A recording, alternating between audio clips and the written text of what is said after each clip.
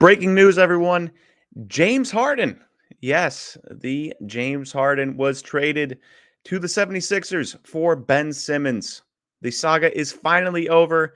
James Harden got away from the Nets, got away from the Kyrie Irving drama. He got on to the 76ers. And Ben Simmons, who did not want to play for the 76ers, got away from there and is joining the Nets. Of course, there are other pieces in this deal. Seth Curry, Steph's brother, is going to the 76ers. Andre Drummond, 76ers backup center, is going to, or Seth Curry is going to the Nets. Sorry. And Andre Drummond, the backup center for the 76ers, is also going to the Nets, along with 2 first round picks. Now, we don't know the protections on those first round picks. They're likely to convey because, they're probably going to be late firsts with the Nets and when Kevin Durant's healthy. But it is an interesting trade. I expect both markets for Ben Simmons and James Harden to go up. James Harden, because he gets away from the drama, the Kyrie Irving drama, right? Gets away from having to share the ball with Kevin Durant and Kyrie when they're playing, and only has Joel Embiid to feed off of, right? And they should fit well together. As for Ben Simmons, I expect his market to go up too because he will be playing. Market's not going to move much. If you're not playing, he will now be playing eventually with the Nets. I assume it will take a while to get back on track and get ready to play a full season and, 35 minutes a game. The interesting part for me is the Seth Curry trade. He was averaging 15 points and 4 assists per game for the 76ers while shooting 40% from 3 on like 5.5 threes a game. That's not an underrated piece there. That's a very nice piece that the Nets get back. And I'm very curious to see what happens there because he's apparently very good friends with Joel Embiid. And you take him away, you take away the 76ers backup center, and you add James Harden, who hasn't really looked like himself. This could be a negative. Despite Ben Simmons not even playing, this could be a negative for the 76ers. Time will tell. Maybe Harden comes back reinvigorated and becomes his old self again. Who knows? And as for the Nets, time will tell on this too. Obviously, a healthy James Harden with a healthy Kyrie and a healthy Kevin Durant is formidable and hard to stop. If you have one of those 3 missing, the other 2 with like Ben Simmons is not an offensive weapon. Maybe you put him at center instead of guard forward.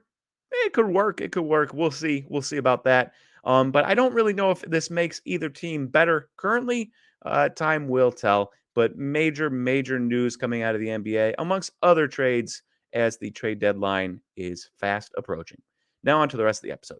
Welcome everyone to the Weekly Slab number 10 here at the SlabStox YouTube show. My name is Aaron, one of your hosts, joined by Nate again every single week. We're here on Thursdays. Drops at 6 p.m. Eastern time on YouTube, Apple Podcasts, and Spotify to talk about the sports card market, what's changing, what's happening, and also really excited to have some community question and answer this week.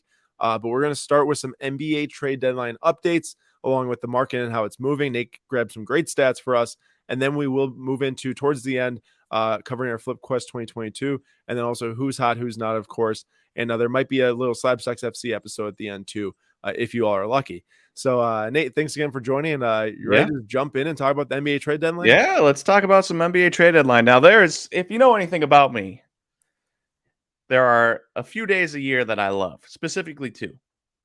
Really, really love. The NBA trade deadline, the MLB trade deadline. It's always super exciting. It's always super fun, and it usually spans a couple days. And the NBA trade deadline this year is no different. It started out with Karis LeVert and the Cavaliers on Monday, and it extended to Halliburton Sabonis trade and CJ McCollum on Tuesday. Now, it should be noted that we are recording this Wednesday morning. There hasn't been another trade that's happened since.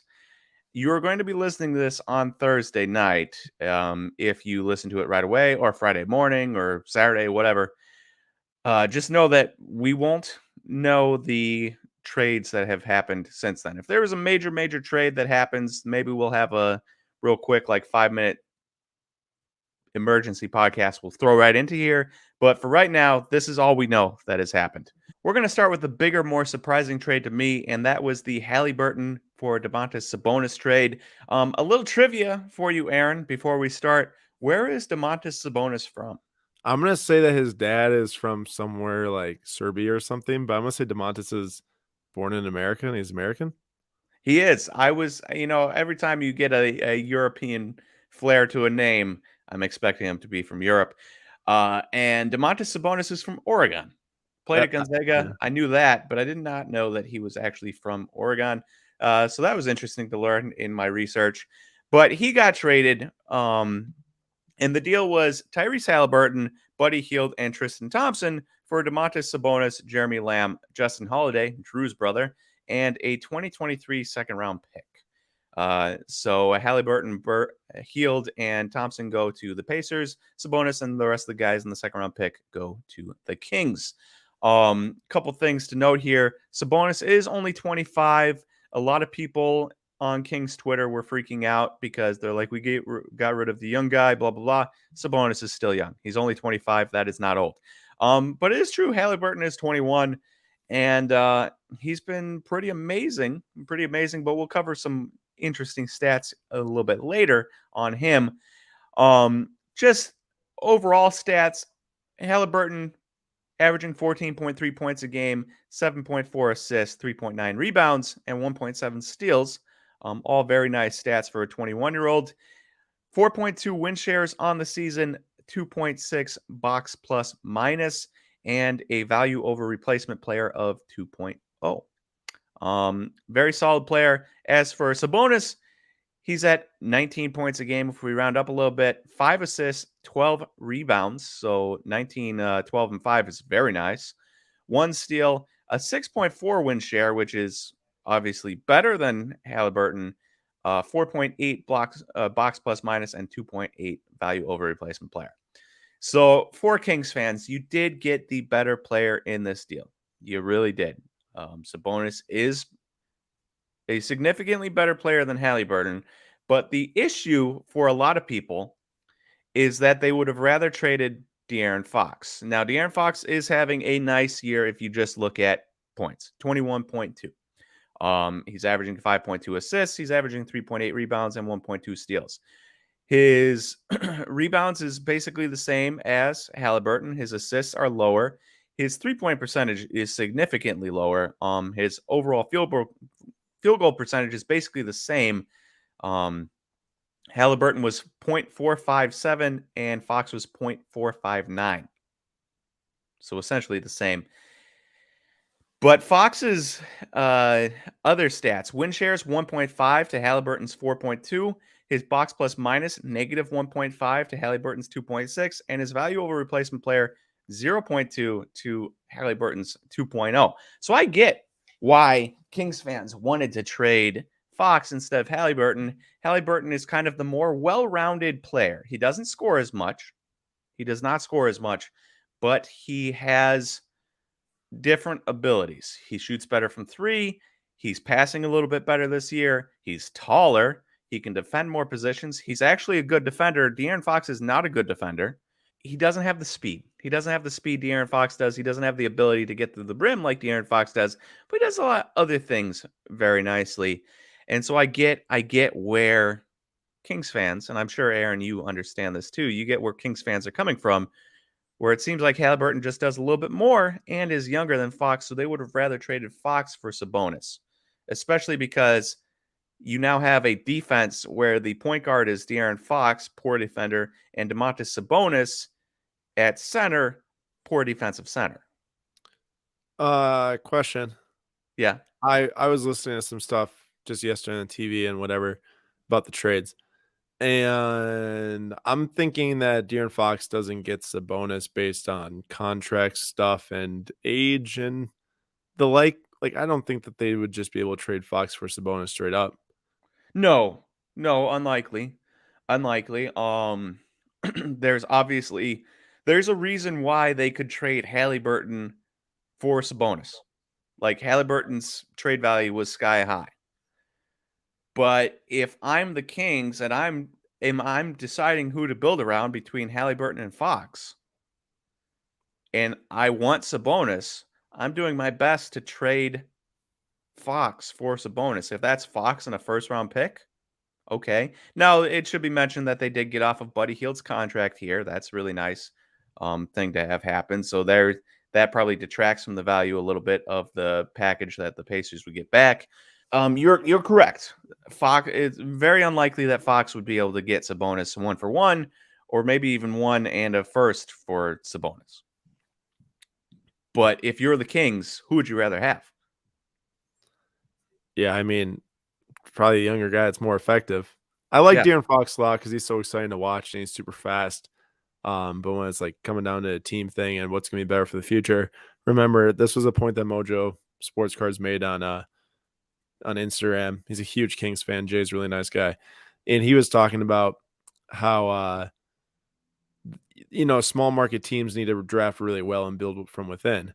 You think about I know the Bucks didn't draft Chris Middleton, but they traded from really early, drafted Giannis, and then they add Drew along the way. If you're the Kings, it's like, is anyone really going to sign there, or is someone going to re-sign there? So yeah, keep those guys as much as possible, like the Halliburton, who's going to be super young on a low contract, and to give him up like that is interesting. So But young, he's only 5. yeah. He's born on the leap year. That's so wild. It's really wild. February 29th birthday. Yeah. I only know one other person like that. Personally, I know someone like that. Oh. I remember I was told that he was like 16. I'm like, what are you talking about? But I was like younger then, and now I get it. Nate, talk to us about the market, though. How does this affect the market? A lot of people with the NBA trade deadline who are card collectors, it means a little bit more than just the casual sports fan because there's money involved. There's buys, there's sales. Yeah, of course, of course. And there was actually a question. If we can just jump to one community Q&A question. There was a question from Avery Kohler. Which NBA player traded will benefit the most their card value too? And I've got some numbers here. I pulled up some numbers. So I went on to Card Ladder before today's podcast, and I looked up every player's name on their sales history tool. And if you just look up the name, it will pull up every card that's sold of them, no matter the brand, anything like that. And this is between yesterday, the start of February 8th, and about 10:15 today, February 9th. So there will be cards that sold after this, after 10:15 a.m. Central Time, February 9th, but that's the range here. There was 36 DeMontis Sabonis cards sold, 42 Nickeil Alexander Walkers, 39 CJ McCollums, 10 Buddy Hields, 9 Josh Harts, 3 Justin Holidays, 2 Tristan Thompsons, 1 Jeremy Lamb, 1 Tony Snell, 0 Thomas Satoranskis, 0 Didi Luzada, who we'll get to that trade in a little bit. There were 4 Larry Nance Juniors and ironically 4 Larry Nance Seniors, which just kind of cracked me up. Like the same day Larry Nance Jr. gets traded, his father sells the exact same amount of cards. If you take all of those cards combined minus the Larry Nance Seniors, there's 147 cards sold between those guys. Those were all the guys, every single guy that got traded in those trades yesterday. 147 cards sold. Tyrese Halliburton himself had 183 cards sold yesterday. Now there's a caveat here, and the caveat is Tyrese Halliburton has the newest cards. You're talking about Mosaic and Immaculate cards like that just came out. So there's going to be a lot of auctions yesterday compared to these other guys. Like there's not going to be a million CJ McCollum auctions up on a random Tuesday. It's just not going to happen. But there was that many for Halliburton. So take this number with a grain of salt. But there was also plenty of buy it now best offers taken yesterday to point to the fact that clearly, even if you took out the auctions, there'd be more buy it now best offers than anybody else on this list. And that shows me that Halliburton is the guy who will have the most value both trade-wise, like NBA-wise and value-wise. NBA-wise is because I've got a stat here for you from Twitter, and Statistical Embry tweeted this out. Tyrese Halliburton's stats without De'Aaron Fox, 12 games this year. He had 19.2 points a game, 4.1 rebounds, 10 assists, and 2 steals per game, while shooting 46% from the field and 39% from 3 on almost 6 attempts per game. Those are really good numbers without De'Aaron Fox. And I don't know what's going to happen. Obviously, Malcolm Brogdon is there. Karis LeVert's gone. Domantas Sabonis is gone. Miles Turner's is still there, though he might get traded in the next 24 hours or so. But Halliburton is going to be the guy. And I saw a rumor that Malcolm Brogdon is probably going to get traded this offseason to clear space for Halliburton to be the guy. And so you've got essentially Halliburton's team now, and you've seen his stats without De'Aaron Fox when he's lead guy. Really good stats. I mean, we're talking almost 20 points, 10 assists, and 4 rebounds a game from a 21-year-old, shooting almost 40% from the three on 6 attempts a game. Those are just really, really, really good stats. You put him as the face of a franchise, and then you also have the card data to back it up, where 183 cards sold between the start of yesterday and 10:15 a.m. this morning Central Time, and I think that's our answer. I Yeah. I was gonna say the only thing that comes with this type of stuff, and this is how I felt too about Shea, when he got traded in the Kawhi deal. No, not in the Kawhi, Paul George deal, but kind of the Kawhi deal, right, as a package thing. It's always like, oh man, now his rookie cards like the year before that the cards were made, like he's on a new team now already. True. And so like there's some like hesitation there, I think, just in general with people, but the main stuff, you're talking like the flawless patch autos, the prism color, the select courtside color, whatever it is that you like to collect. I think that stuff is going to benefit a lot. And like, we didn't see like a whole lot of movement in certain cards, yes, certain cards, no. Like a Mosaic Genesis, like rose 15%. I posted about it yesterday on Instagram, along with the CJ McCollum card that sold and a Sabonis card. Quick thing on Sabonis. I had Nate do a little research, like, hey, find me some cards that sold. I then did some research too, because he's like, yo, there's like no good Sabonis that sold. And he was not lying. Like within the first like hour and a half of the trade, that's probably when I posted it. There's like 3 Sabonis cards that sold, and the one I chose was like an impeccable 2019 on card auto, and he's like, that's obviously like 4th year card or 5th year card or whatever. So yeah, there's like not much Sabonis movement, because I think this is the sole thing. No one really likes to buy guys on the Kings. I mean, Fox is talented and has a decent market, but it's dropped a lot in the last 3-6 months. But who likes to collect Kings players when you know that franchise is just utter garbage? Yeah. And if you go on, I saw some things about Kings Reddit, right? And they got a 25-year-old all-star center who is super talented, both around the basket, shooting, passing. Like the one knock on him is defense, right? But Domantas Sabonis is extremely, extremely, extremely talented, Yeah, he is. and people were angry. Which is odd, because if it were me and you get some guy like Sabonis, who has clearly been amazing the last few seasons, I mean, all-star appearances and stuff, normally you'd be really excited. But I think when it comes with like, is this what's going to get it done, Fox and Sabonis? And then you say no, and they say, well, we just gave up one of our future studs. It doesn't make as much sense, right? I Yeah, think that's the whole and entire thing about the trade.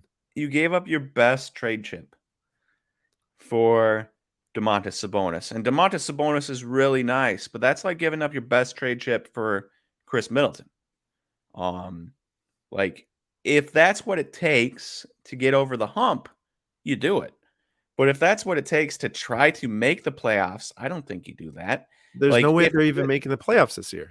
yeah, this isn't grabbing, a Paul George or a Kawhi or a couple years ago. This isn't grabbing Giannis or LeBron or anything like that. Like Domantas Sabonis is really good, and he's a top 5 center in the league, but I don't think he's enough to help Fox make the playoffs. Yeah, and it's probably like too little, too late this year for sure. So it's more of a next year Because situation. they're 20 and 35. Yeah, I mean the T They Wolves are in played like the last night. I 7. don't know. T Wolves are hot in the 7th seed at like 29 and 25 now, or 29 and 26 or something. Yeah. But you got to remember, there's the play-in. I So know. like 7th, 8th, 9th, 10th seeds, you just have to get to like that 10th seed, right? And then you have the plan. You do. The Lakers are in the 9th seed right now at like 26 and 30 or 26 and 29 or something like that. They were 26 and 28 before getting absolutely walloped by the Yeah, Bucks so last night. 26 and 29. One thing I want to point out is that the The thing about the Pacers is I understand that they're not like that good this year or anything, and it's not like the Halliburton's going to make them instant playoff contender or anything. But we've seen in the past where the Pacers put together a lineup that does well in the Eastern Conference. Now, Eastern Conference is arguably a lot stronger than it's been Mm-hmm. in the past when you're talking about Bucks being a powerhouse. Nets when fully healthy. Obviously, they're good. I mean, they're terrible right now. 9-game losing streak. KD's been out though. He's the difference maker for them. You know, they were one toe away from being in the final or Eastern Conference Finals last year, probably then the finals if he makes it. So like you can't really rate the Nets off as like a terrible team, I think yet at least. Who knows what happens with Harden trade. And there's just a lot of really good Eastern Conference teams, but like the Pacers are a decent organization. And now they have Rick Carlisle as the coach. I'd way rather be Halliburton going into the Pacers and having a prospect of in the future being a decent team. Who knows what happens with how they build out the rest of the roster. But I always used to not like really be interested in Halliburton. I think from the fact that he was on the Kings and it was so guard heavy, it was just hard to see like this physical future of like market dominance. Mm-hmm. I think that changes instantly with this. And maybe they're not good this year, maybe they're not good next year, but you never know. Some of these teams can build in 2 years really quickly. Yeah. Also, underrated part of this is that I do think it'll be interesting for Halliburton to learn from Malcolm Brogdon. Yeah, Malcolm Brogdon's a stud. Heart doesn't really stay healthy all that much, which is a major problem. He's coming back from an Achilles injury, I know. Probably like this week or next week. But he's still super smart. Like his basketball IQ is insane. And I hear that Tyrese is really good too. So it's probably gonna be a really good combo to start. Yeah. And just like if they do trade Brogdon, he gets half a year to learn from him. That's pretty cool. I agree. Hey, what about that? You told me about a huge sale before we recorded. I want to hear Oh, about that. yeah. Yesterday, a Tyrese Halliburton immaculate Nike patch auto number to 5 sold on auction for $4,150. Like perfect timing for that person to put that card up. Beautiful card and massive sale for Halliburton, which just goes to show you that people are excited for Halliburton way more than they are excited for anybody else in these trades, which we haven't actually covered the other trade. Yeah, we're gonna go pretty quick through the other ones. I don't Yeah, think the other one's not nearly as interesting. you already shouted out all the stats and all the players that sold anyways and their card numbers. So just covered briefly so people just can hear what happened. Ooh, that was dusty water. Oh, CJ McCollum. I don't know how long that water cup's been sitting there. CJ McCollum, Larry Nance, and Tony Snell from the Pacers to the Pelicans for Josh Hart, Thomas Satoransky, Nickeil Alexander-Walker, Didi Luzada, that's how you say his name, a future first and 2 future seconds. The thing about the future first is the Blazers will get it this year if it falls between number 5 and number 14. If it falls before number 5, 1 through 4, the Pelicans keep it. If it falls after 15, that pick is already promised to the Hornets, I believe. Yeah, Hornets, because the Devontae Graham sign and trade. So that will be an interesting pick to track. Right now they are at 9th. We'll see if they can make it up out of the lottery with CJ McCollum. There is very mixed reviews. I know Bill Simmons specifically, and I don't know how I feel about Bill Simmons anymore. But Bill Simmons specifically hated the deal, thought Josh Hart on $12 million deal was better than CJ McCollum on $30 million. CJ McCollum is obviously a better player, but he's been having a bit of a down year. It'll be interesting to see what happens. One other interesting thing I stumbled upon is I brought up defensive box plus minus. So CJ McCollum's stats, for those of you interested, 20.5 points, 4.5 assists, 4.3 rebounds, 1 steal, 1.6 win shares, and a 0.2 box plus minus, and a 0.7 value over replacement player. Any way you put it, not very good. Definitely not very good. Now, what was interesting was the box plus minus was 0.2. And I went to look at defensive box plus minus and sorted it by worst to first. And this is where this stat doesn't always help because like the box plus minus is nice, but sometimes that, their offensive plus minus is significantly better than defense plus minus, but it brings it down to the point where their box plus minus is pretty low. And the problem with defensive box plus minus is it really kind of depends on who's on the court with you. And so if you sort this by lowest to highest, Damian Lillard is number one for worst defensive box plus minus at negative 2.8. But Anthony Simon is third. CJ McCollum is seventh. They're all on the same team. Houston, same problem. Jalen Green is second. Eric Gordon is fourth. And Kevin Porter Jr. is sixth. Sacramento. Buddy Hield, ninth. Davion Mitchell, 10th. And our guy, De'Aaron Fox, down at 27th. So like some of this, some of these stats are a little bit, take it with a grain of salt, because CJ McCollum stuck with some other bad defenders, going to look really bad. If he gets to go to a Pelicans team where it has Zion healthy and Brandon Ingram and all those guys, maybe they're a little bit better defensively and his box plus minus looks a little bit better. Of course, you still have Devontae Graham out there, and he is not a good defender. So who knows? We'll see what happens. I mean, I'm intrigued to see if this moves the needle for the Pelicans in terms of like a playoff team, because I know they started the season super bad, like really poor. So poor without Zion, you'd think that they'd be like a bottom 5 team in the league. Clearly in the 9th seed in the playoff game, not a bottom 5 team, but threatening, and we'll see if they haven't said Zion's out for the entire year yet. I have to imagine if they can get him healthy and if they're making a playoff push with CJ McCollum coming back, they bring him into the lineup. I mean, why else would you trade for CJ McCollum's contract and stuff right now if you don't think you can make the playoffs? Does that make any sense to me? Or not really? Does it make sense to you, Nate? If they can't make the playoffs, would you do that trade? No, I personally wouldn't, but I'm also kind of like affected by the MLB mold of tanking, NFL mold of tanking, and it's kind of nice to see these teams, these Kings and these Pelicans that are out of it, going for it. Like, it was kind of nice to see the Reds cup for a couple years going for it, despite the fact that they should have probably traded their valuable pieces away and rebuilt. They still went for it. And I don't know, it's kind of a breath of fresh air to see teams that you wouldn't really expect trading for guys to actually be going for a playoff spot. Remember, playoffs mean a lot. Like, I remember when the T-Wolves made the playoffs that year they beat the Nuggets in the last game of the year. Like, that was a At that huge. game. What? I was at that game. You were at that game? Yeah, I went to that game. I remember watching it on my Nuggets TV. I remember I was thinking T-Wolves about game. going. I mean, I was 10 minutes away from the stadium. It Not was sure what I did. electric. Yeah. But I think that's probably saving my money for the playoffs is probably what it was. Honestly, that day, me and my buddy went to a Twins game, saw a walk-off home run by Max Kepler, and then went to the T-Wolves game and watched them make it into the playoffs. Did I go to that Twins game with you? You might have. Was it against the Astros, or was that a different game we went to? I don't remember if it was against. It was a midday game. Yeah, I know. You might have been in college at the time. I know. We did go to a midday game together. Did you go with Aaron Wilkie?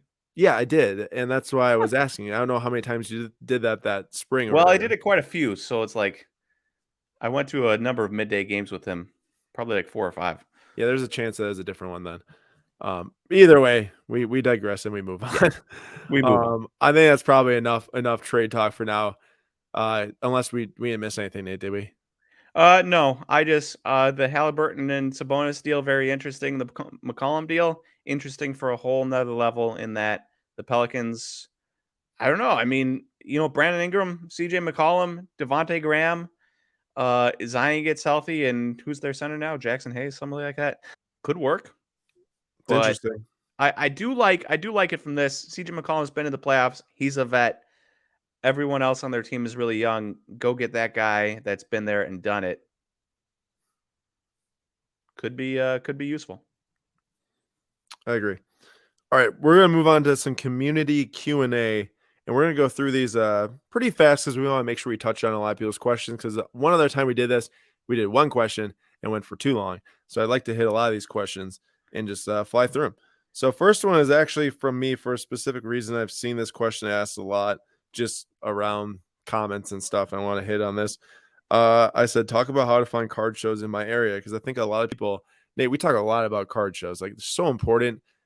Finding like really nice condition cards of unique cards you might never see online, that most likely if it's online, the people are grading them already and stuff. There's just so many different implications to a card show. This is actually a great question, because I'm not even sure how to find a card show in my area. I always find out from you texting me or somebody else DMing me asking me if I'm going to be there.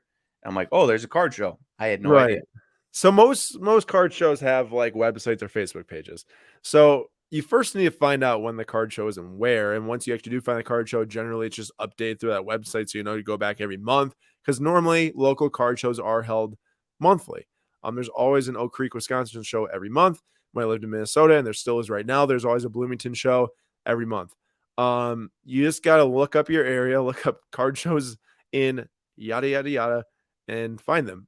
It's really not much more than that. I've never found card shows any other way other than just word of mouth too. You know, I'm at Oak Creek show and someone's like, "Oh, are you going to the Oconomowoc show?" I'm like, "No, it's too far away." You know, I'm all right. And I hear it's like kind of anyways. But the Oak Creek show is where it's at in Wisconsin.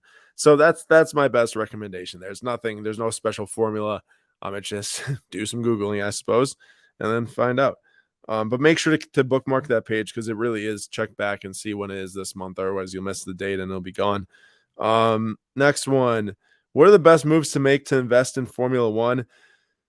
It's a great question. In my opinion, a lot of stuff has gotten really expensive, like the portrait shots of Hamilton, Verstappen. The color of those are so expensive. It's really hard to break through for someone in the market. In my opinion, if you're gonna buy from the first year set, the 2020 Topps Chrome or Sapphire, probably find drivers that are like sought after but not insanely expensive. You can go and find guys probably like Leclerc and maybe some Lando Norris, the different Grand Prix, or maybe like a Sergio Perez, and start there. You can probably grab some Perez portraits or whoever else you want to find, Ocon, and whatever colors is refractors, Ricardo, and just grab those and grade them if you like. Find some grading. In my opinion, the best value is just to send to SGC because the market does do well. It's just a fact the F1 market sells well through those slabs, but you can grade them wherever you want. And that's what I would recommend for that.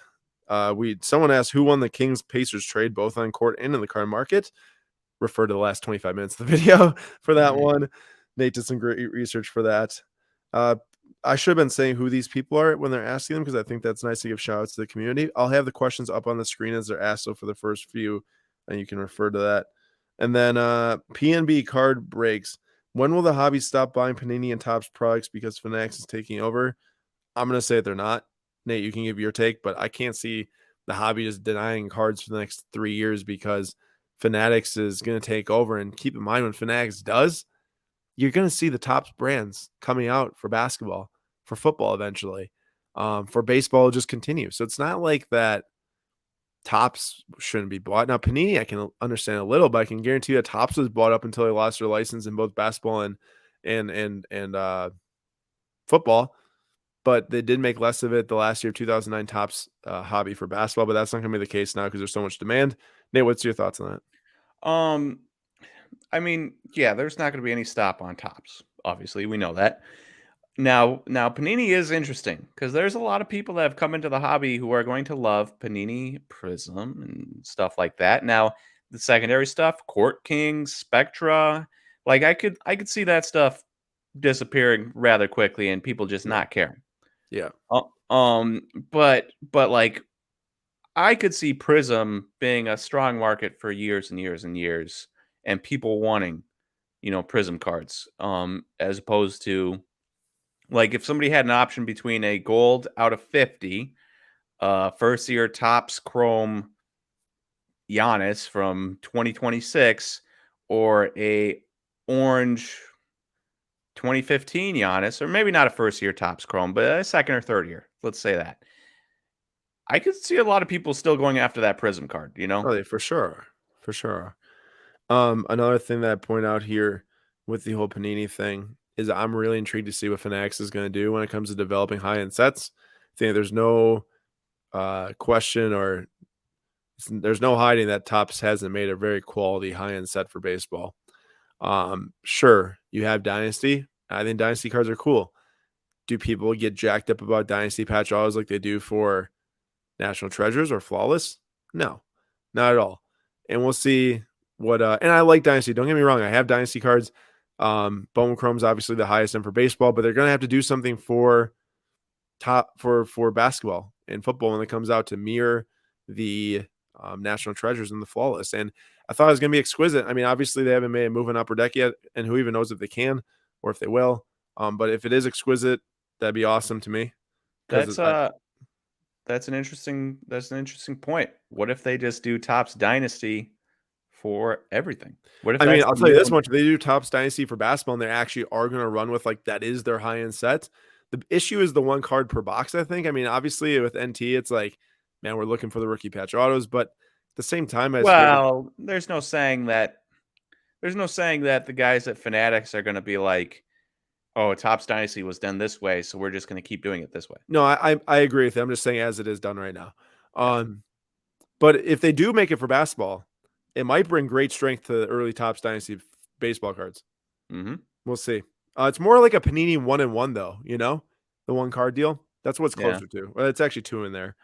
Next is from boxofcards.uk. Does soccer become one of the big three sports by 2026 with similar prices to NBA? And I'm assuming either NFL or MLB, whichever one it pushes out. I mean, everyone knows I love soccer cards, and I'm going to say yes. Now, there's no denying how expensive certain football cards have gotten this year. The problem with football cards is that I just think that there's so little time to actually like execute on it. Like soccer matches go all year round, and they happen multiple times a week most of the time, depending on what league it is, if there's Champions League, if there's international play, whatever it is. Football, you got now 17 regular season weeks and then the playoffs. You have a guy like Joe Burrow, you're doing great.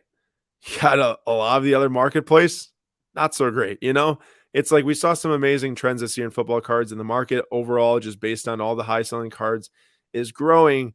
But in essence, I still don't think that it just has the right dynamics for a really, really strong overall market. Football card fans are probably going to hate on me for saying that. I like football cards in some ways. I mean, I was a huge football card collector when I started collecting cards, and I still do like certain football cards, but it's mostly because I like the players a lot. I like my Devonta Adams autos I just grabbed, Like, it's not like I'm going to go out there and buy every single different card as like an investment, so to speak.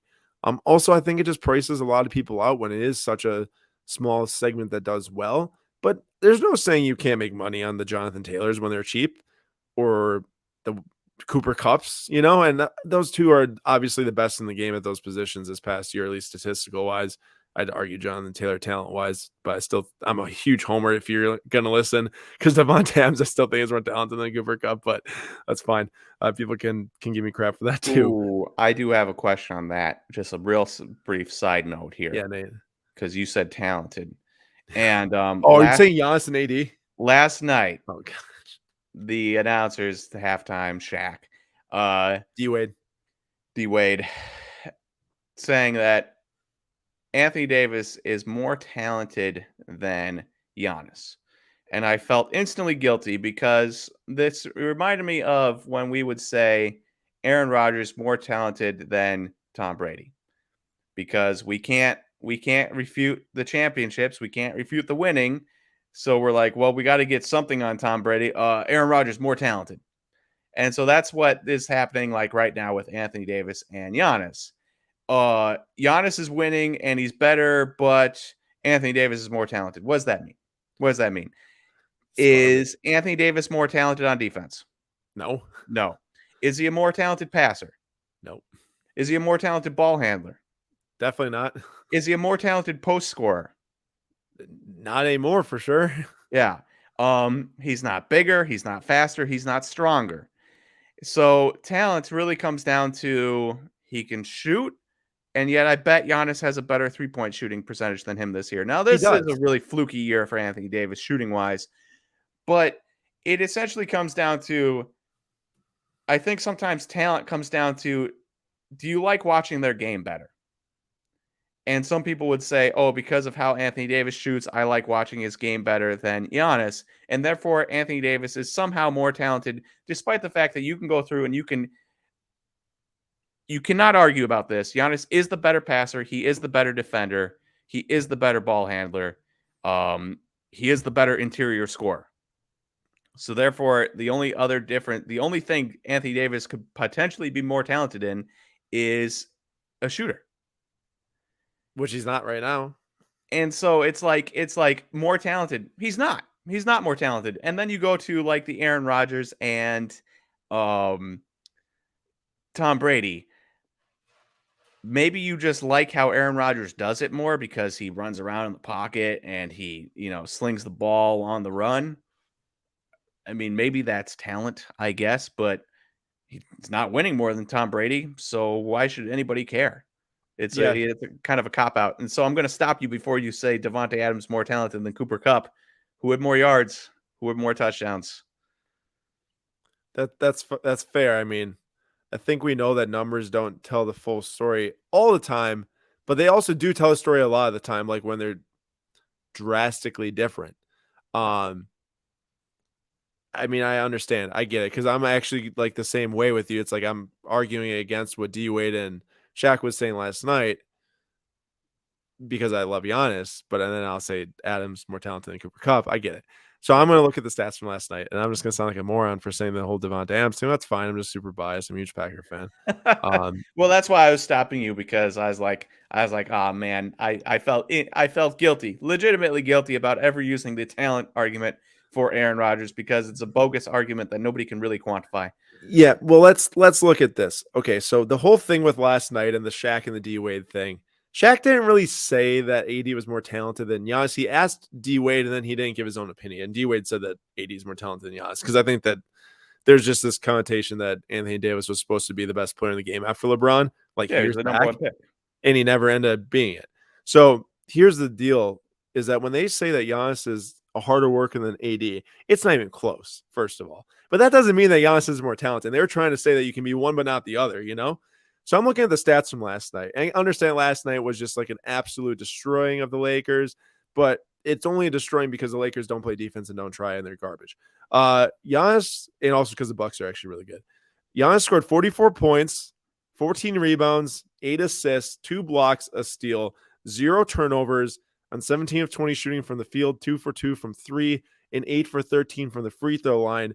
His buddy Anthony Davis, 22 points. I will say 8 of 10 shooting. Like, yeah, 80% is good until you don't shoot a single three. So how can you be a better shooter if you don't even get a three up and try? And then you shoot 6 for 10 from the free throw line, and you have 9 rebounds, 4 assists, and a turnover. He did have 3 blocks, so like I get that can block shots, but man, Giannis absolutely just killed him last night. If he actually heard what they said at halftime, I wouldn't doubt they would drop 60 last night if he really wanted to. It's and we're all guilty. We are all guilty of expecting a player to be this one thing, and when they're not, we're like, well, you know, you come up with reasons and excuses, and people do that for Anthony Davis constantly. It's just it's disrespectful to Giannis to say anything about Anthony Davis is better than Giannis, basically. And also, it's disrespectful to Tom Brady. So, shout out Tom Brady. I'm sorry for ever saying that Aaron Rodgers was more talented. I get it. This is going to be our 2 last questions here. Well, actually, I want to bring this up. Jay Oliver 33 said, "Would love to hear some dinging corners content." Nate, we have a fun announcement. Why don't you make it right now? All right. So, we have not had enough Dinging Corners content. We have not had enough baseball content. Now, some of that has to do with the fact that there's been no baseball content to cover. There's no games being played, and there's no news in the offseason at all, outside of the whole steroid stop testing thing the other day. But we are starting up more Dinging Corners content, more baseball content for you. And so every Friday, there will be a podcast, not video, just a podcast dropping every Friday. I don't know the time yet. Don't have the time for you. But every Friday, there will be a podcast dropping, and we will cover numerous subjects, and we'll try to get uh, guests on, and I'll also be covering my own little flip quest of Bowman Chrome prospects for you. So stay tuned for that. Yeah, definitely. Digging corners is not going anywhere. We were just trying to figure out the structure the last couple of months with content, based off of some changes internally.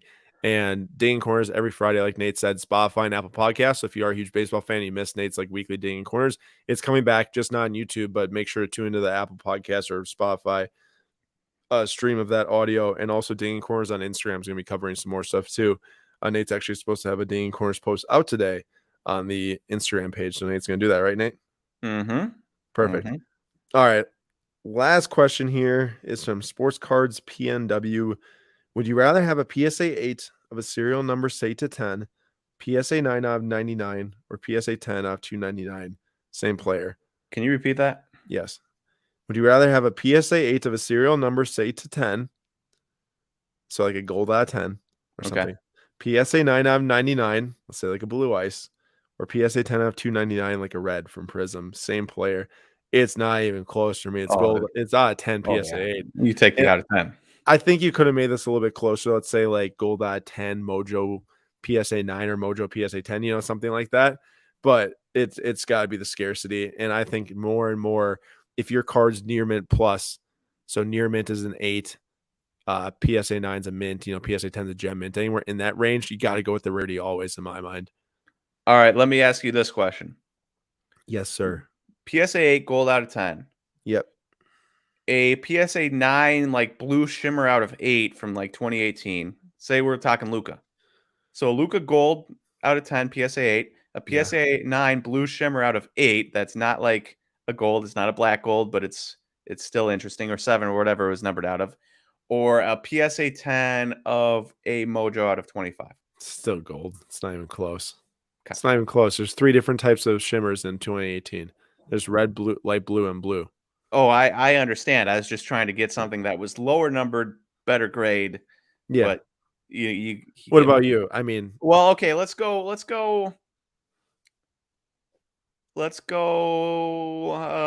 a green select out of 5 or a prism gold a green select PSA 10 out of 5 or a prism gold 10 PSA 9. Well, we can use the John Morant for that example. I mean, John Morant, the green out of 5, PSA 10 sold through the weekly auction number 3 at PWCC for $9.6K. I think that a gold PSA of John Morant wouldn't sell less than, I don't know, 35, 40K. That also is not very close. It's tough. Gold is such a desirable card. You start to move into shimmer PSA 8 versus the PSA 10 green. Then it's a little bit closer. Yeah. And just because it's gold, the question asked by Sports Card PMW was just out of 10. It wasn't gold prism out of 10. So if you're talking different sets where like an out of 10 is not as desirable of a card, let's say in Bowman Chrome, Nate, if it's like the yellow shimmer of Luis Robert versus the orange out of 25, of course you're going the orange out of 25, right? Yeah. I don't know if they had the yellow shimmer. Did they? Oh, wait, that was 2018. Yeah. Right? 2018, same year as Jordan. Because I've actually seen a Jordan yellow shimmer, but I have not seen a Luis Robert yellow shimmer. Yeah, but that's the thing, right? It's all set dependent too. So like the question is very valid. And like yellow shimmer was around for 1 year. Exactly. And that's the same exact thing with a gold. All right. Here we go. Here it is. Would you choose an acetate Wander Franco Top Series 1 PSA 8 that's about to come out that I'm about to pull, or a PSA 10 Independence Day? It's a good question. If you said black at PSA 10, I'd go with the black PSA 10. But if it's Independence Day versus the clear, I'm probably gonna go with the clear at 10 because I had a Luis Urias. I still do. I think I still do. I'm pretty sure. I have 10 PSA 8 that graded myself, and those things are tough to grade.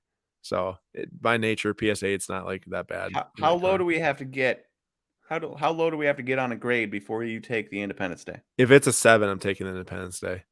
Okay. Because I think then it's like, oh man, there's some serious defects with this thing. The difference between a 7 and an 8, I think, is a lot more than an 8 versus a 9. Okay. Cool. All right, moving on. That's going to wrap up our community question and answer segment. We'll definitely do that more in the future because I think it's just good to get people their thoughts coming through Instagram and just the sports card community in general. And it's, we like to give our opinions on, of course, but those are questions derived from the audience. And if you all have thoughts too on it, make sure to comment below along with us to let us know what your thoughts are, because I'm sure they're different than ours. Someone might sit there and think that we're idiots for saying that Giannis is more talented than AD. Let us know in the comments if that's what you think. We'd like to hear. But I would and then also, if you do think we're idiots, please back up your argument with how you think he's more talented. Nate really wants to know that one. I really want to know that one because you cannot tell me he's a better dribbler, a better defender, or anything like that, a better passer. Another update here in our FlipQuest 2022. This is buying and selling cards through PWCC's weekly auction platform. Be sure to check it out. Before getting into this, as always, we are partners with PWCC, but we are because we essentially believe in it a lot. I love the marketplace. I love the selling. I love the experience of a Sunday night trying to buy and sell these cards. Is extremely exciting. And here we go. We're just going to look at what we bought in the weekly auction number 3. And this auction was a little bit different than what it normally will be because I remember when we first announced this whole FlipQuest 2022, where cards we start buying in the beginning of 2022 through this. We'll try to sell throughout the year and see how much we can build the collection. The sales don't count for cards we bought in 2021 or we bought at card shows or anything like that. Just strictly the ones we buy through the auction on Sunday nights when you can come watch us live at 9:45 p.m. Eastern time here on YouTube. Those are super fun. There's 150 or so collectors that come in and join and talk cards and let us know what they bought. We share what we bought. But this week, we mentioned we were going to try to target some PC cards, personal collection cards along the way. And that's what I did a lot of this last week. So these aren't going to count towards the Flip Quest, but obviously, I'm a collector. I really do collect a lot of cards just as much as I do buy and sell them to, build up the collection in itself. So we grabbed this really cheap Dante DiVincenzo Groove PSA 8. I ended up going for $12. I don't know. I just like Dante. I just think he's an exciting player. You're I going don't to know. be really sad when he gets traded tomorrow, huh? Well, who do you think we're going to get? Why would we make a trade right Well, now? the Celtics offered Dennis Schroeder for him, and the Bucks countered with Robert Williams. So Yeah, Robert Williams for Dante. But I think the bigger issue is that you're probably not going to keep both Dante and Grayson Allen. I agree. So I get it, but the whole thing about Dante is that I always thought that he's just an exciting player to watch, and it's a $12 slab, a cool looking Revolution rookie. no, it is. This one's my whole UW fandom here. Melvin Gordon, 1976 Topps Chrome Refractor rookie out of 99, insert PSA 9 for $13. Also, as a huge Topps Chrome football collector, so that one means a lot to me. And then we had a nice little giveaway here. Nate picked a giveaway of a Tatis Gold Foil PSA 9, the rookie logo or the rookie cup logo, not the rookie logo. Those are pretty rare, and there's only 10 PSA 9s and 5 that are PSA 10s, so it's not that high of a pop. Rumor on the street was that there was a print run of 700 of those in 2020. I don't know if that's true. And that's not a whole lot if you think about how much product was made. Yeah. But that was an exciting giveaway. If you join our live streams on that Sunday night or on these Sunday nights at 9:45 p.m. Eastern time, we do give away a card or two every single week. Tyler Johnson, National Treasures rookie patch auto of 99 BGS 9 with the 10 auto. Under $50 is $47. I played against him in high school basketball. And on top of that, an NT True RPA 4-color patch of a wide receiver who knows if he ever makes it big, but 5-color. What do you say? 5-color. It's a 5-color? Oh, it is a 5-color. Sneaking that little white right there. I kind of added the orange and red together, but you're right. It's a 5-color patch auto. I mean, come on, $46.80. I'm going to put this worth the 5-color patch by itself. I know. I'm Actually, that's a pretty insane patch. I don't know if I've ever seen 5 colors on a patch before. It looks nice. I'm adding this one into the Flip Quest, although I would consider it kind of a pseudo PC card.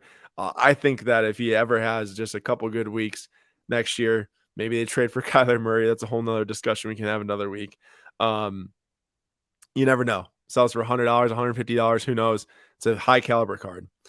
We gave away the Shea Optic Hollow PSA 9 last week. That was a cool card that people wanted. We were letting the audience vote on what they wanted. It was a choice between Shea and Mo Bamba, although Mo Bamba was super rare, but they picked Shea.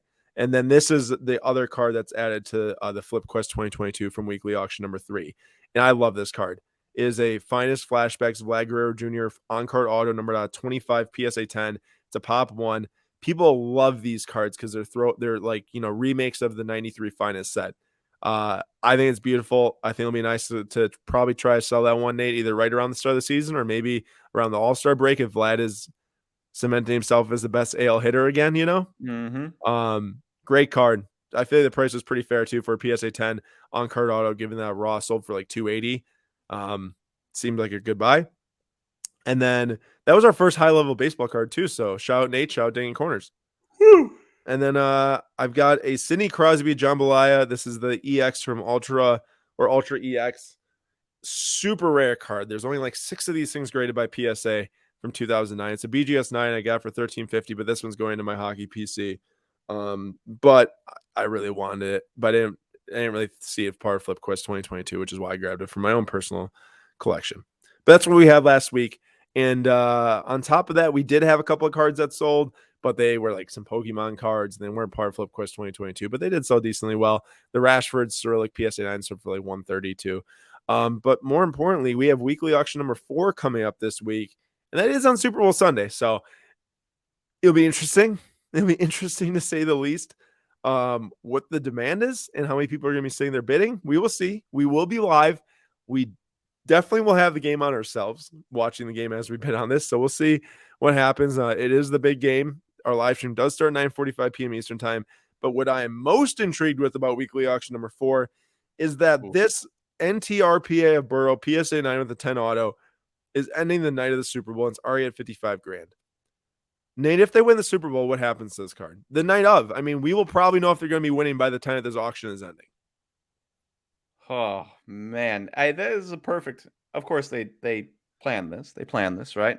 But this is a perfect storm for us to finally figure out. Like, there's only one PWCC thing is an event. Like, if it was on eBay, maybe people forget, because there's cards ending on eBay every week. But PWCC is a Sunday night event. Everyone knows they have to be on Sunday night to win their cards, and so it's an event with an event in the background of the Super Bowl, with the guy playing in the event, if he wins, being sold at another event. Like, it's the perfect storm to find out how high a card can go like this. There's, I love moments in time with cards. I mean, that's why I love cards so much. I talked about it in our live stream, why I love cards so much is that it's like a timeline of my life. I mean, I've been collecting for well over half of it. And it's like every single card means something to me for a different reason. I was doing something different at a time in my life, and it reminds me of that time. Imagine the person, obviously, you have to have a lot of money to buy this, and that's not us. Imagine the person that buys this on the night that the Bengals win the Super Bowl and Joe Burrow's first full season. This card will mean a lot to them if they can afford it. We'll see. This is crazy because Justin Herbert just sold a couple weeks ago, PSA 9 for $65K. I think that this will absolutely obliterate that sale, and I'm excited to see what happens. I mean, they win the Super Bowl that night. Nate, I don't doubt that this thing pushes like 100 grand. Heisman, NCAA champion, Super Bowl champion. Him, Charles Woodson. Could you Really? imagine? Yeah. That's crazy. That's crazy.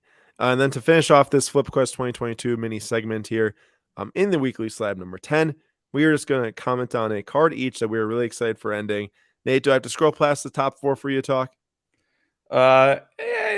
I don't need to talk about the Acuna, even though you thought we were going to get it for a good. Oh, actually, stop. Go back up. I like that Giannis. I love that Giannis. Precious metal gems is Aaron's thing, but the fact that usually a precious metal gems is kind of like a random year, like Tiger Woods 2012 or 2013, whatever. Like, okay, cool, but I mean, he was a rookie golfer in 1997. This is actually from 2013. I don't know how often a dude gets an actual rookie precious metal gems, but this is a true rookie. Number to 50, BGS 8. Very cool to me. Yeah, it's not very often. Nate's right. I mean, you're talking now hockey where they can get rookies. And if you can get an employee exclusive the year that you're a rookie, which is generally hockey also, that Tiger Woods was an employee exclusive in 2013. There's like Mike Tyson, Rory McIlroy. I don't know how to pronounce his name correctly. But yeah, this is a rookie, and it is pack pulled. And it's in like his like Greek like U18 or U17 jersey or something, but it's a sick card. I would love to have one of those someday. Obviously, I'm a huge Precious Metal Gems fan. To me, though, the card I'm going to be watching in this auction, I think I just saw it, but I would go for a PMG thing because I did know what this is ending, but I'm gonna choose something else. But I do want to shout out quick that this PSA 10 of Rory, which is why I mentioned his name, which they must have redid where that Precious Metal Gem sits on this card because it's way lower than normal, but it's because of his golf club, I think. Like, it makes the centering look terrible, but I don't think it is. They just lowered to where it is. That's an insanely tough to grade card. There's 3 PSA 10s of this. I have 125 made. It's at 1,050. But I mean, how can I deny a Kaboom Mbappe PSA 9? I used to have a PSA 9 of this, and I sold it. Then I had PSA 8, and I traded it. But we'll see what it ends at. I mean, it'll probably go for like 5K or something like that. But just love Kabooms, love soccer cards, and love the Mbappe first Kaboom and his PSG kit. It's such a beautiful card to me. And I actually like this horizontal. I think it really does the card justice. It's so cool. And there's so much Nike branding on it too. I just find that really cool. So I just like branding and companies and stuff. And I just think it's really awesome. But that's what I'm looking for. And like I said, weekly auction number 4, it is ending this Sunday we go live at 9:45 p.m. Eastern time with extended bidding starting at 10 p.m. Eastern time. You have to have all your bids in, all your qualifying bids in before the extended bidding window starts. You can hit the link in the description of this video to jump to the auction and get your qualifying bids in now. And we will see you all on Sunday night at 9:45 p.m. Eastern time. All right, let's move on to who's hot, who's not of the week. And our who's hot is a guy close to my own heart, Rock Chalk Jayhawk, wearing the Kansas sweatshirt today.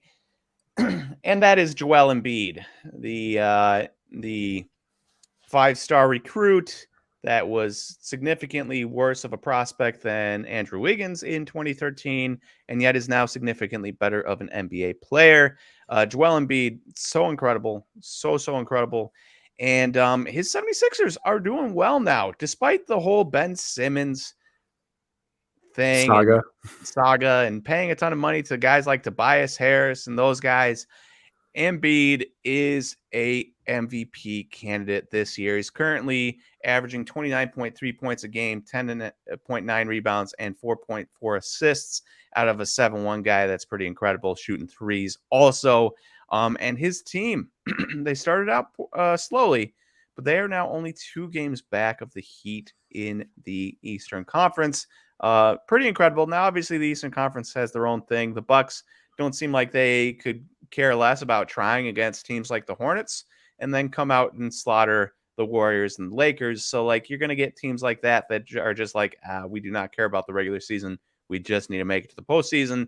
The Nets have had their own issues, but it's really nice to see Embiid leading the Sixers by himself. No Simmons needed. And hey, Tyrese Maxey. Tyrese Maxey's awesome, by the way. Tyrese Maxey is really good. He did go through a little bit of a rough stretch there, like a month ago. But that kid is really good, and I'm excited to watch him grow. For sure. About the whole Eastern Conference is the Bucks are now tied for the number 2 seed. I think they're 1 or a half game or 1 game behind the Heat as of today. I wouldn't be surprised if we do get up to the 1 seed. The games where Drew, Chris, and Giannis have all been healthy. I don't remember the exact number anymore, but I think we're like 20-5 or something like that in that range. And now everyone's healthy, or at least those 3, not Brook Lopez yet. I would not be surprised if we get that 1 seed. But I don't know. I mean, who really cares about the 1 seed? You win the championship as a 3 seed. Yeah, you just need there's certain teams you try to stay ahead of so you don't have to play them away. But, it worked for us last year against the Nets. So exactly. As for his card data, this is provided by Card Ladder Pro. As always, everyone, 7-day free trial is a link in the description to sign up. See data from 14 different data sources, all-time data. Pretty incredible product here and tool. I absolutely love it. We spend a lot of time on here. It gets a lot of our information for these videos. But basically, last 3 months, he's been trending hot for his silver PSA 10, $1,700 on January 7th. That has built $725 since then, with the most recent sale on February 8th, which is yesterday as of this recording. It's a 43% market growth. I mean, it makes sense. MVP candidate, leading your team, which was not doing so hot to start the year. Now they're in the thick of the top 4 seeds in the Eastern Conference. It definitely makes sense. He's super talented, obviously. It's always been staying healthy. I'm not a huge fan because I do think that his antics are a little questionable, but I mean, he's super talented. I can't deny it. So he's probably I would say I don't know. I think Jokic is probably better all around, but Embiid might just be one of the more dominant forces in the bigs. I mean, the top 2 dominant forces, Nate, right? Him and Jokic? Yeah, of centers, you got to go Jokic first. Like, it would be disrespectful to Jokic to not choose him first. But then Embiid is definitely number 2, and there's not anyone close to him. I agree. There's not anyone close to him, but be on the lookout. I know that there's a lot of T-Wolves don't make. You're about to talk about Karl-Anthony Towns. Nate, have you seen what they've been doing Yeah, recently? I get it. And I will admit, I was down on Towns and it was hard for me to renege on my feelings about Karl-Anthony Towns, if that makes sense. Like I was stuck in viewing him one way, just like I was stuck in viewing Andrew Wiggins one way. And my way of viewing Towns was that he just didn't have what it takes to be the leader of his team and lead his team to the playoffs. Clearly, that is not true. He's been dominant this year. Him and D'Angelo Russell, when they play together, are really, really, really good. You obviously add in Anthony Edwards, so I will eat some crow. I have been a little disrespectful to Karl-Anthony Towns. He has been amazing, but still, he's not the same level of Embiid or Jokic. Anthony Edwards, amazing player. I love him. He's awesome. But Nate, I'm still going to say a Cat's going to be the leader of this team because night in and night out, he produces a lot of value. Anthony Edwards, 2 of his last 4 games, he scored 5 points. The guy's super young. He's probably going to be the better player down the road. The more sought after, the more collected, all that stuff. I just think there's a lot of disrespect for Cat because of the last few years, which is fair.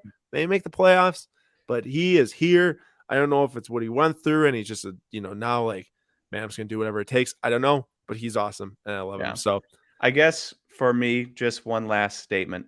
For me, if you're going to be called a top, and people were calling Cat a top 5 player, a top 10 player. I'm not calling him that. If no, people were. I had buddies. And I think this stems from my buddies that were T-Wolves fans. They were like, Cat this, Cat that all the time. And trying to compare Cat to Giannis and this and that. And that gets a little chippy. Wisconsin, Minnesota. There's always a little bit of chippiness there, right?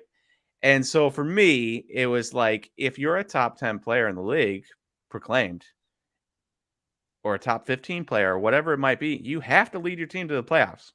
You just have to. Even if it's by yourself, even if it's in a loaded Western Conference, you can't be a 13th seed or a 12th seed. You can't be getting the number 2 pick, right? If you are that good, you have to lead your team to the playoffs by yourself.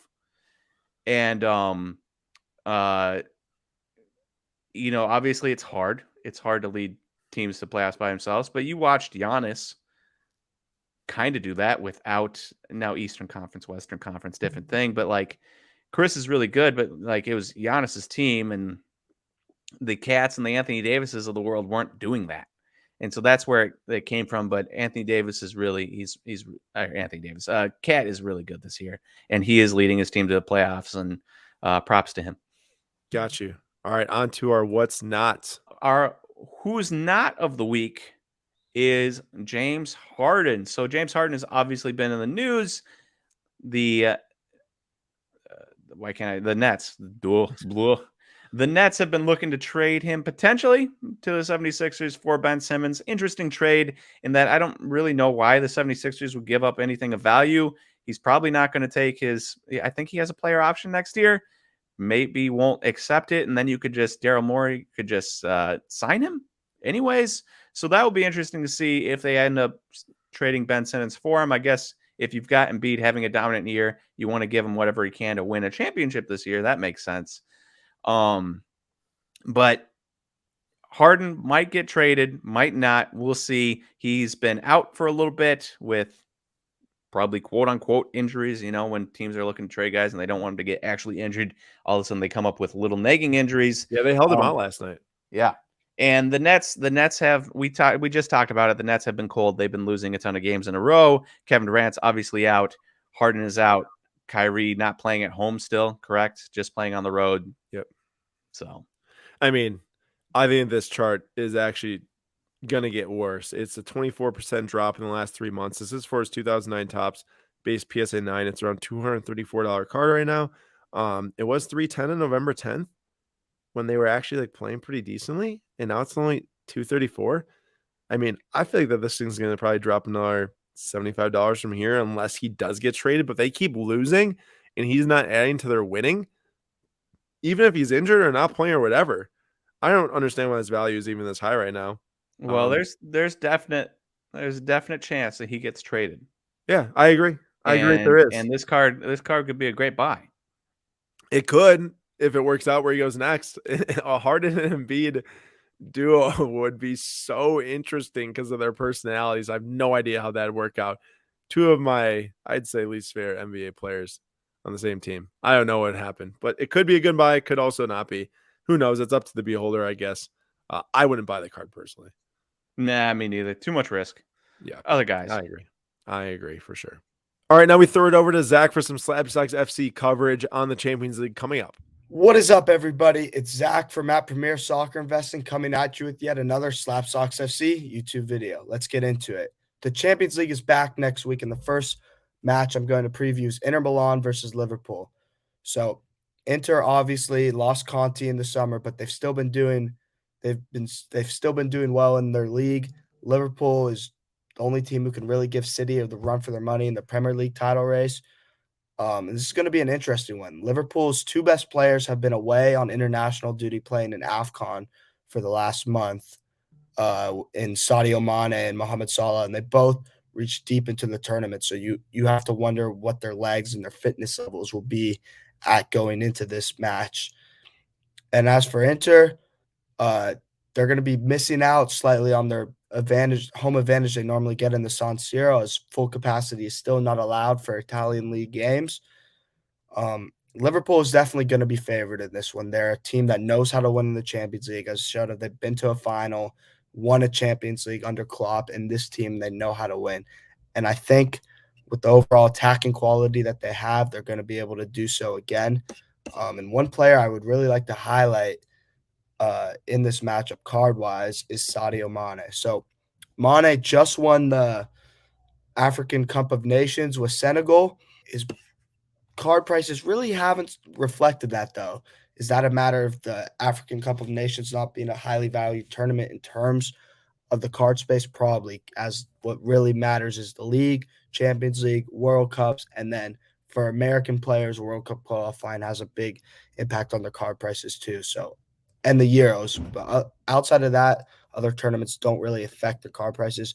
Mane has had a decent year, not the best by his standards. Salah's really upstaged him this season, but his cards are still up 34%, 34.6% from the start of this season, up $9 from $26 to $35.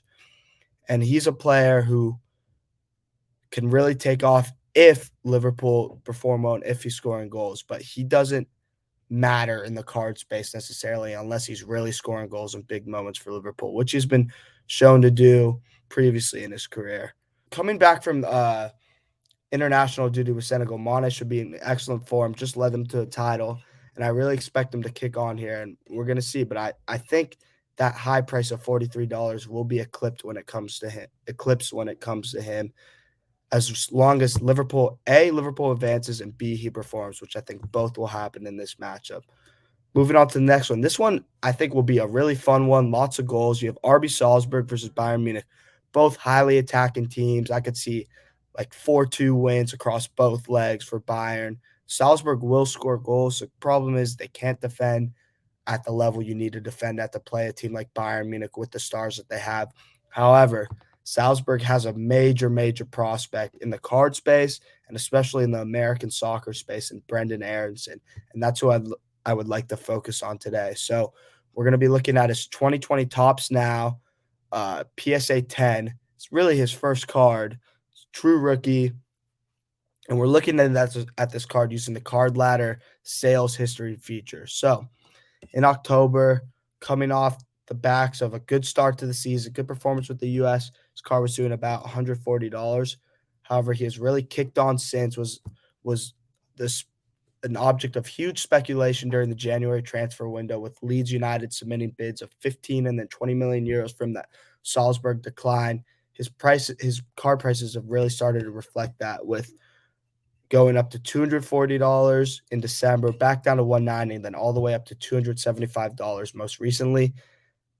And as you can see here, it has a very low print run, only 850. There's very few PSA 10s, only around 20 or so. So this is a low supply, high demand card when he does do well for the US, which he will. And he continues to prove how integral of a part he is for the US men's national team and how integral of a part he is for RB Salzburg. And should he be able to score and should Salzburg make it a competitive tie, I expect to see a further rise. However, even if this does not happen, it's going to be really tough for Salzburg to be able to keep him and hold on to Aronson for another window with the amount of bids that they're going to be getting. Leeds United should be coming back in the summer for him. There's other teams in the Bundesliga that are after him, including their sister club RB Leipzig. Other Premier League clubs are rumored to be interested as well. So it's going to be a big next few months for Aronson, and then going into the end of 2022 with the World Cup looming too for the U.S. men's national team should they qualify. So Aronson, one to watch out for sure. Next tie, this should be the least competitive of the three, Man City versus Sporting. I really need to say much here. City is a much better team, much more talent, and much more firepower. And I really believe they'll be the ones to come out on top and come out on top fairly easily. And they're going to be powered by this man should they do so, Kevin De Bruyne. Here we're looking at his 2018 Prism World Cup PSA 9. And this card over the past year has obviously declined a ton, down 76.75%. You can see, though, where it was at its highest was when De Bruyne was putting in his masterful performances for City in the Champions League last season. Declined in the summer. Belgium did not have a great Euros, and it hasn't really bounced back up since, down $132 from $172 down to $40. But this is the time for it to go on a run. If this card is going on a run, it'll happen in the next 2 months as City wins progressives in the Champions League and De Bruyne makes those amazing passes. He scores those goals that makes the world realize yet again what a world-class player he is. So I expect this card to be on the rise too, should the performances that we expect De Bruyne to be able to put in get put in. And then the last tie of this round, and this is the biggest tie with the biggest implications, especially when it comes to the Kylian Mbappe transfer saga. He's made comments in the media recently that kind of insinuate that should PSG get knocked out right by Real Madrid, he is almost assuredly going there. And probably the only chance PSG has of keeping Mbappe this summer is for them to win the Champions League. And that being said, I think this draw is a complete toss-up. You have the firepower of PSG with Messi, Mbappe, Neymar, but Real Madrid has just been winning this season. Benzema's been amazing. Vinicius has been a revelation. Even Marco Asensio is coming on now too. So it's really good. This is really a tough tie to predict. However, Messi came to PSG for one reason and one reason only, to win the Champions League. And I think, yeah, his performances haven't been up to the standard we've been used to from him this season, but I think he's been just biding his time, waiting for the lights to shine on the brightest, and that's where he's going to come on strong. And Messi, as we've seen throughout his whole career, loves a game against Real Madrid. So I'm going to predict PSG will get through this tie and continue on their path towards what I think will be a Champions League title by the end of this season. And speaking of Messi, this card, since the start of the season, down 49%. This is 2017 Topps Chrome Champions League right leg forward, PSA 10, down almost $67. Again, not surprising. The performances just haven't been there so far this season, but should Messi score a goal or two against Real Madrid in the Champions League, that sets the world alight. That sets the market back up in momentum. However, if PSG are to lose this, his prices will continue to go down. And then the other player I wanted to highlight was Karim Benzema. This is his 2006 Panini foot sticker, number 180 PSA 9. This is a true rookie sticker. Obviously, a very low-graded card, low-graded sticker, only 29 total in the pop report, 13 9s, 13 8s, 1 7, 1 6, 1 5, and 0 10s. Benzema is a player who I think has really not gotten his due, both just it has his reputation as a footballer and in the soccer card market. He's one of the best forwards, best players of his generation, and he is absolutely carrying this Real Madrid team right now. 17 goals, 7 assists. He's just been an unbelievable form this season, but his prices have not reflected that. As you see, in the summer, card sold for $480, and less than a month ago, the same card sold for only $427. So that's a decline in price. And what will it take for his Benzema cards to start moving up in price? It has to be a upset of PSG with Benzema scoring the goals. And then if Real Madrid are able to do that, they're going to go on a run in this Champions League, and they're going to have a great shot of winning. So if you believe in Real Madrid and you believe in Benzema, and with the season they're having so hard, I don't blame you if you do. This could be a good time to get in on Benzema before he really starts to get his due worldwide. That's going to do it for this week. Thanks for watching. Thank you, everyone, once again for watching another Weekly Slab and listening on podcasts. This is Weekly Slab number 10. I covered some good stuff today. It just felt like a lot of nice sports talk, community questions, market talk. It's always a fun time just chatting these things. If you did enjoy, please leave a comment down below with some thoughts on this episode. If you didn't enjoy, let us know.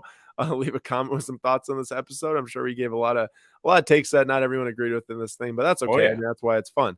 There are some very, very, very upset Anthony Davis fans right now. Or Lakers fans too. Yeah. I mean, I'm sure that there are. And that $1 million logo man by the day is looking like one of the worst sports card buys of all time to me. Some people might think that's not, but that's my thoughts. And we'll see what happens with that. But for now, that was it. Weekly Slab number 11 will be live next week on Thursday at 6 p.m. Eastern time again. It will be a little bit of an interesting episode because I think Nate might be giving us a preview on some stuff that's coming up. So maybe a recap. We'll see how that goes. But don't forget Dane Corners this Friday as well on the SlabStox, Spotify, and Apple Podcast networks. So please check that out. And as always, thanks for listening. We will see you all next episode. See you guys.